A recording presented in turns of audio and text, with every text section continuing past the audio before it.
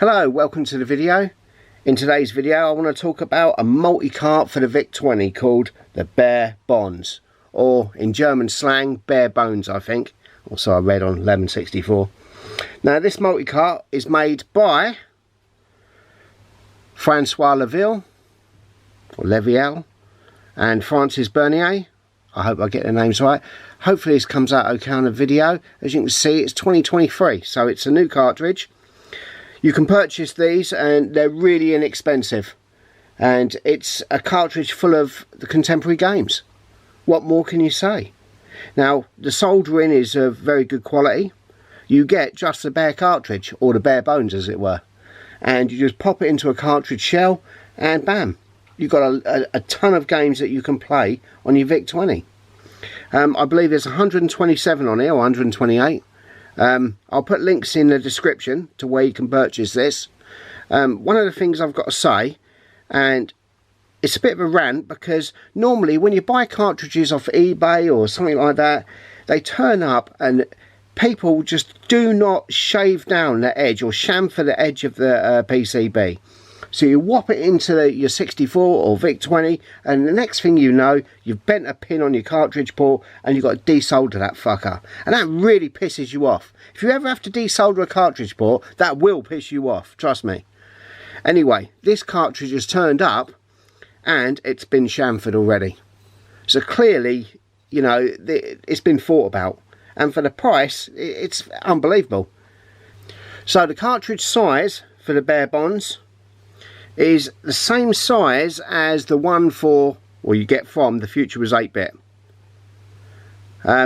You can see here it's the same height, same width, same mounting hole position. You can't see through it like that, but trust me, it is. And it will also fit the Future Was 8-bit cartridge shells. You can also print your own, and this is the kind of fitment you're going to get. So look at that. That's there's plenty of room in there. It'll just drop in, no issue at all. And then just one quick thing, as I was saying earlier, look at that. The Future Was 8-bit, they don't even chamfer their cartridge edges. What are you playing at? Anyway,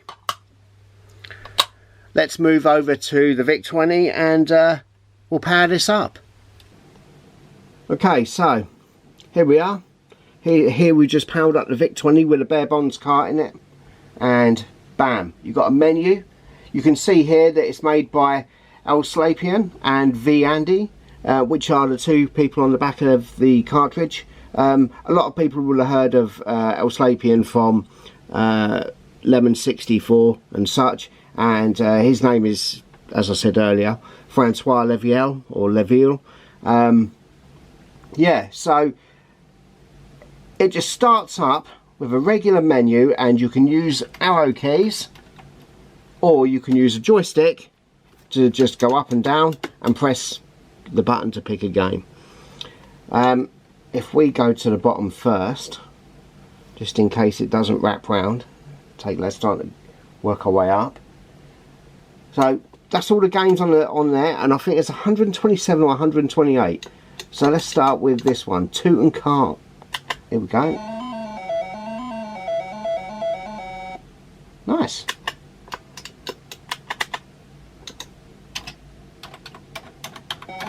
Oh, here we go. Never played this one before.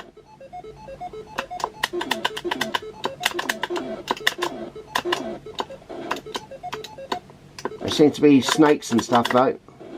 We're not having none of it. What's that purple shit? Now fucked it. So you can use the reset button on the Behr Bonz cartridge, or just flip the reset switch. This is a homemade joystick. I apologise for the clicky clicky. It's got micro switches in. So it scrolls down at a fair speed, and it's really easy to use. I mean, you just select and press the button. It don't get much easier than that. Star Trek, here we go. Let's have a look at this.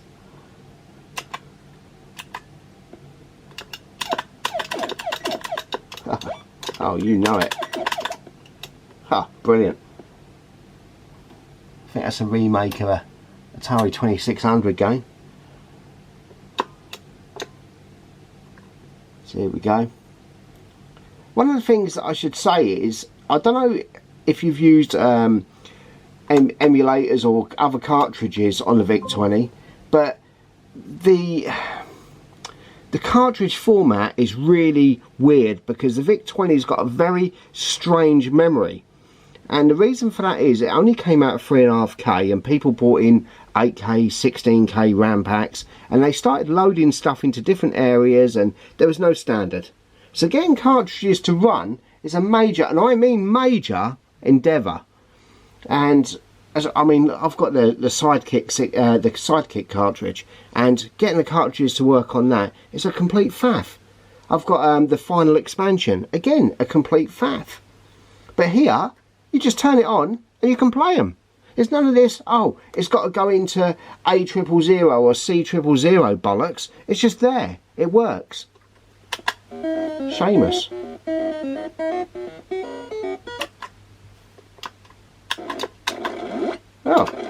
Oh, into the wall, don't do that. Oh yeah. Here we go. If you've got a real VIC-20, this has got to be the easiest way of playing old games on it. It is really that simple. Oh no, he's dead. That looks like quite a fun little game. Seamus, I remember that one. No, don't think I ever played that. So we'll scroll back down the list again. I mean, there's games on here that, you know, everyone's going to recognise. Robotron. I mean, check this out. It's here, Atari.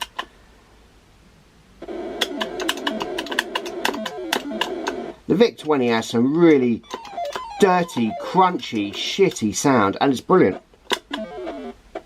Oh, shot the blonde-haired bird. Oh, fucked it. So look. So these are all games that you're gonna know.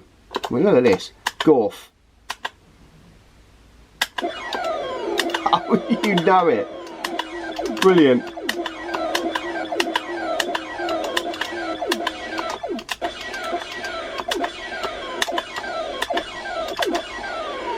Superb.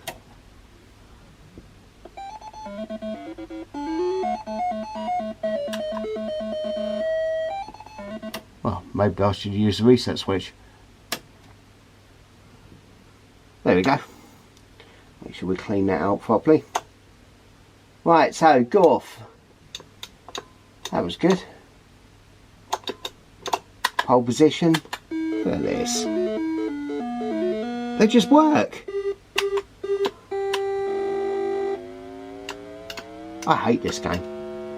Nothing to do with the cartridge, I just never really liked it as a game. So, here we go. Mosquito. What the hell was that? Pole position. Radon Fort Knox. Qbert. Pac-Man. Now, I never actually tried this back in the day,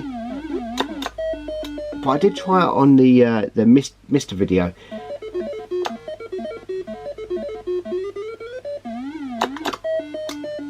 That's pretty fucking poor as a game. Now what we want is Jelly Monsters. Oh, you know it. There we go.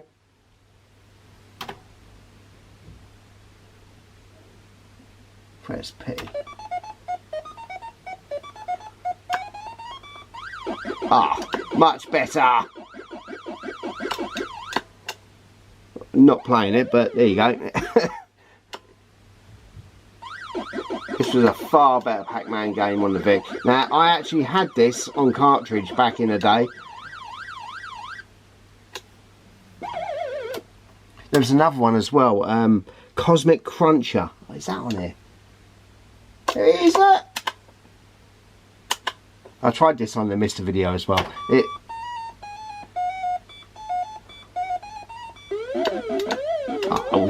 this?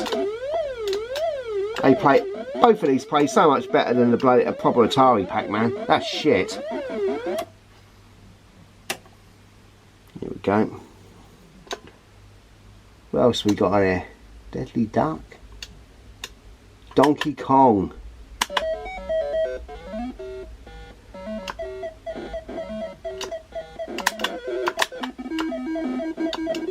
Oh yeah, you can't go up the ladder with this, can you? Right.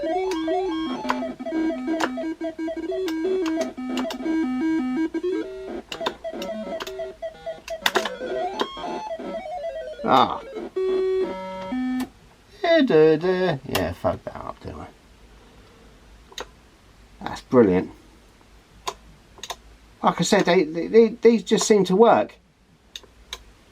Is that minor 2049er? I've never played these, and back in the day, someone had this on an Atari in their front room, and yeah, I went round their house, and I was there for a different reason anyway. But yeah,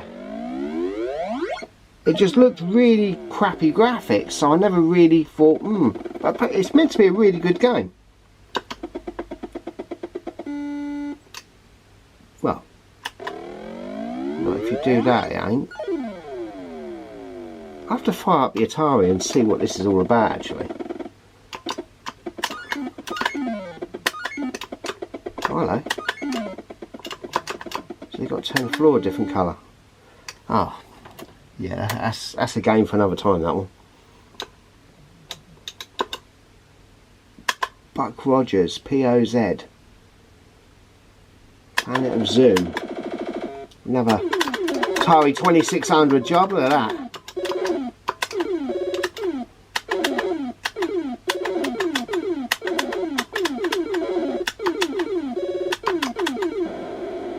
Superb.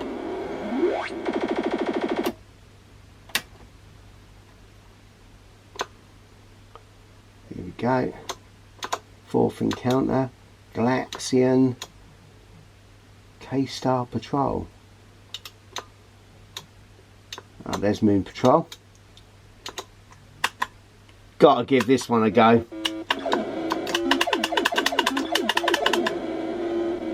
Yeah.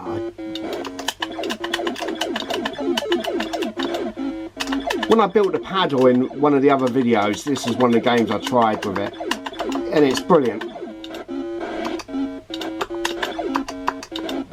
It controls just so well. Considering you had no sprites or nothing, this was really good. Superb. Creepy Corridors, Crossfire, Cyclone, Grid Runner. Jeff Minter job, here we go.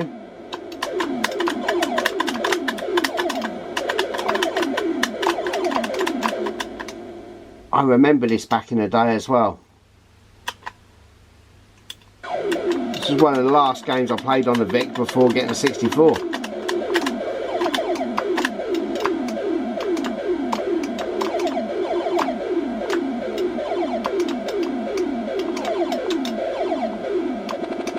at that, Grid Zaps. Oh, this is, it just works. It just works. Miss Pac-Man. Pinball. Now you've got Scott Adams games here. You will have to do the SYS number to start them, but you had to do that with the original Scott Adams cartridges as well. And that's because I think I read somewhere that they used every single byte in the cartridge, so they didn't have enough space for an auto run.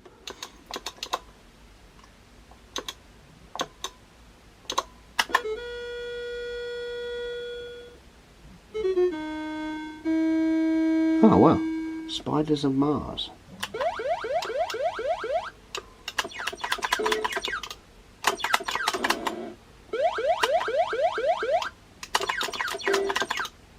Oh, you know, oh.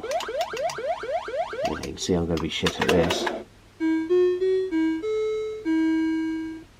Well, So there we have it, the Behr Bonz cartridge. I'll put all the information in the description. I've got to say a big thanks to Francois Laville or El Slapian for sending me this. This is really nice. Now this fits in a regular cartridge case, and like I said, you will have to supply your own. You can get them from places like The Future Was 8-bit if you're in the UK, or you can print your own. That's no real problem if you've got a printer. And yeah, it just drops in and it just works. It just works. And yeah, there's not really more I can add to that. It's a good design. It's been finished well. The packaging was good as well when it turned up. And yeah, it just works. If you've got a VIC-20, you want to play games and you do not want to fuck around, this is the way to do it. And it's relatively inexpensive for what it is. It's only in the region, I think it's something like 32 or 36 euros. So yeah, it's not bad at all. So all that's left to say is thanks for watching, and check out 8-bit Retro ReFix, and I'll catch you in the next video.